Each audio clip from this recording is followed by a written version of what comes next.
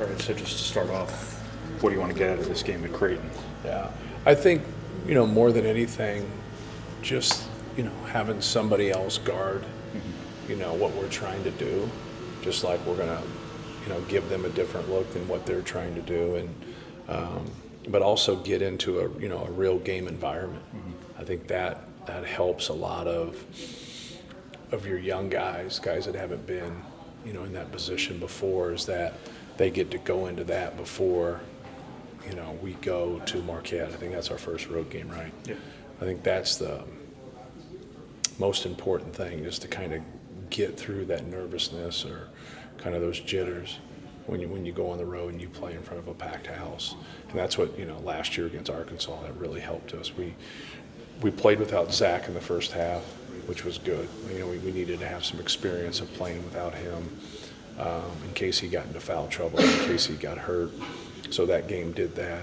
Being on the road and getting calls, they think, like, my refereeing's bad in practice. Like, and now they go and they see it firsthand, because you tell them, like, hey, this is how things are and this is how things get called, and it's worse on the road. And it's just, that's the way it is. And it's really bad for people that come off the bench, because those guys get called for everything, where guys that start don't get called for as much.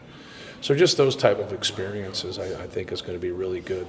Creighton is a very good offensive team. They run a lot of different things. They lost, a couple key pieces, but he's always done a great job in reloading and playing to their strengths. So, like, they score the ball, you make mistakes, they're gonna, run it to the other end and score it. Like, that's the way they are. But there's stuff on out of bounds, side out of bounds, sets, like, just a lot of stuff. And we're the same way, right? So, like, I think it's going to really work for both of us, as we kind of not necessarily prepare for them, but just experience, competing against them. You've spent this whole preseason basically mixing and matching lineups. Where have you landed? I haven't really landed anywhere. I like, obviously, Braden Fletch and Trey Kaufman-Wren will start. I like a lot of different looks, but it kind of depends on us, kind of depends on our team, depends on our opponent at times. So, but we'll see. We'll see how things go. There isn't a great deal of separation on our front line. There's a little bit, but not a great deal. You could go a lot of different ways. It's not anything clear cut. Whereas the backcourt for us, it helps the guys that I mentioned if you got another ball handler in there. Very similar to Lance Jones, right? Like, when you have another guy that can handle the basketball, that can go guard a point guard too, because we'll kind of cross match up things with Braden. That piece of it really helps those guys.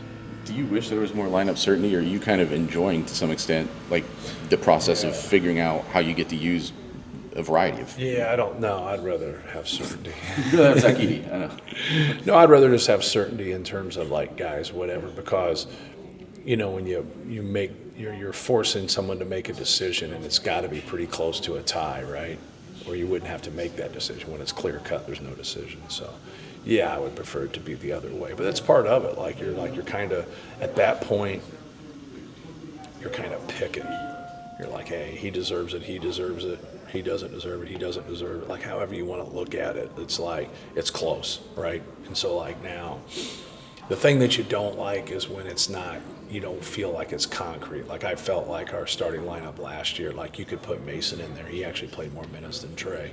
So you're talking about 6 guys, right? That, then obviously people came off the bench, but their minutes didn't get close to those other guys, where Mason got our 5th most minutes on our team.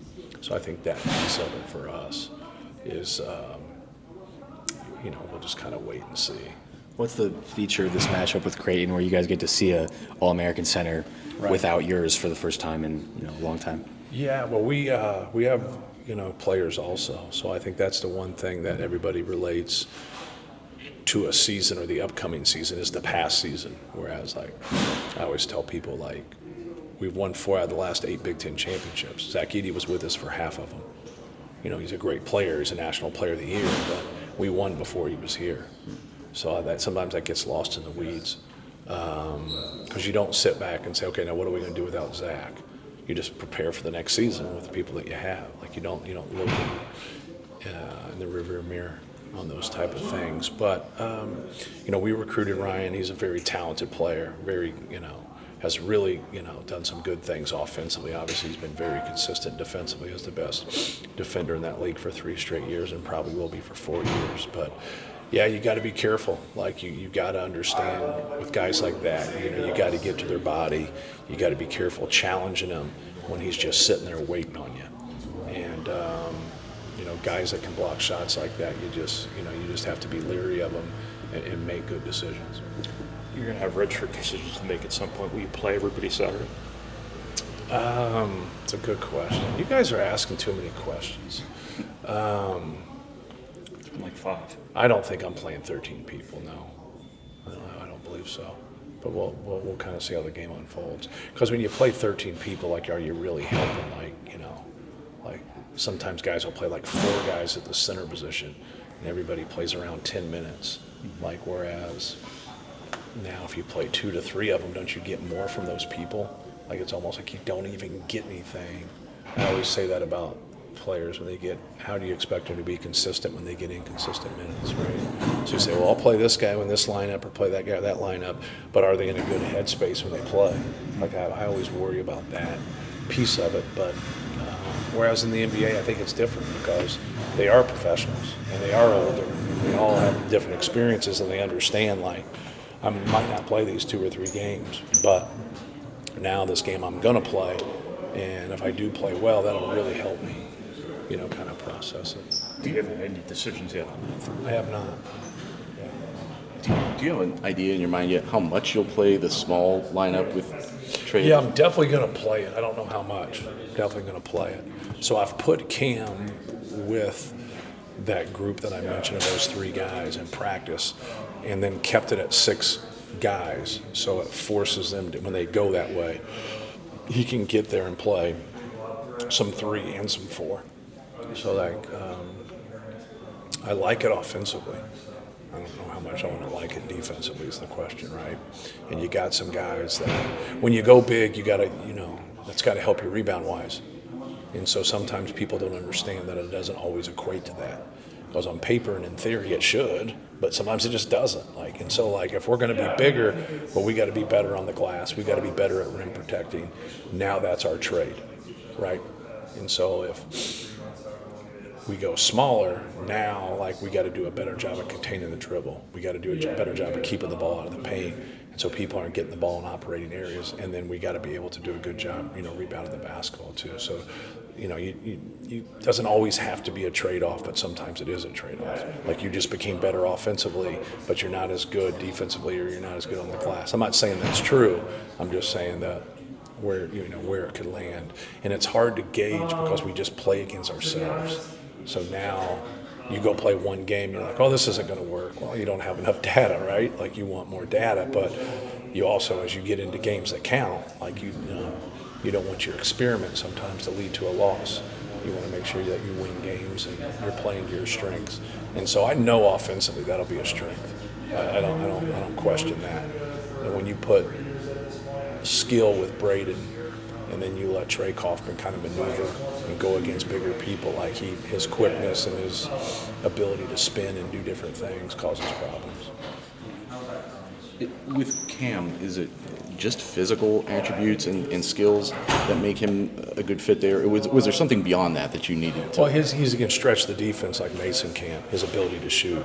That's what we're really looking for. We're looking for more spacing. And so now you can stick him in a corner, and they really got a decision to make to where he can come behind plays and see bigger people are going to migrate to the rim a lot more. And so they just do. So now if he has that traditional power forward like Trey Kaufman, can he guard that player at the other end? Because he can guard wings. That's not the issue. But when he gets against a bigger guy, can he guard those guys? Can he keep them off the glass? But offensively, he's fine. It fits into what we run and how we play. So But we'll see. We did it last year. We just we don't want to take that weapon away from us to where like Trey gave us a guy that can post and score with Zach. And now Mason gave us that guy that can ultimately stretch the defense. He shot 48% from three, but I think Cam can be able to do some of that and help us offensively. But what's the trade again, right? Where's Will at mentality-wise? Just, I know he's obviously putting a lot of pressure on himself. He's got this opportunity in front of him, Right. And that's been an area for him to work on. Yeah, he needs to play. Like, he needs to get out there. You wish you could just go out there and he could play 30 minutes, right? Because he needs that type of experience. But Daniel needs that type of experience too. And so, like, all those guys, like all the guys we just mentioned, they all need to play that much and kind of work through things. And that's a hard thing, right? But he's been our most physical post. We got to get him to be physical without fouling, and more than anything, and just like move to the next play. You do well, like move to the next play. You make it, you have a breakdown, move to the next play, and I think that's going to be important for him. How ready is Jakari? He's played well. He's given us that other ball handler. He's given us that defender, another guy that can stretch the defense. He can make plays off the dribble. Him and CJ's really helped us. They help us defensively, help us put pressure on the ball, pick up the ball, allows Braden and those two give us the most versatility playing along with Fletch and him because of, that extra ball handler more than anything, extra defender. You've had some other guys come in and be really good defensive guards here, and a lot of times part of their story is they didn't come here as good defensive guards. Raphael was kind of that way. Yep. Dakota kind of talked about being the same way. Yep. Is there a common denominator for the guys who can show up as freshmen and hang defensively the way these guys are? Yeah, well, CJ was the defensive player, of the year in his conference. Jakari's, always been able to defend. He's always given that time. Jakari's always done a good job, kind of like Chad Austin, former player. He just kind of takes what the defense gives him. He could be in a game and he could pass a lot and not take very many shots, or he could dominate the ball and take a lot of shots. So, like, in high school, he played, and did a lot of things for his high school team and his AAU team. So he fits in. He fits in for the thing, and he's played well. He's been very consistent.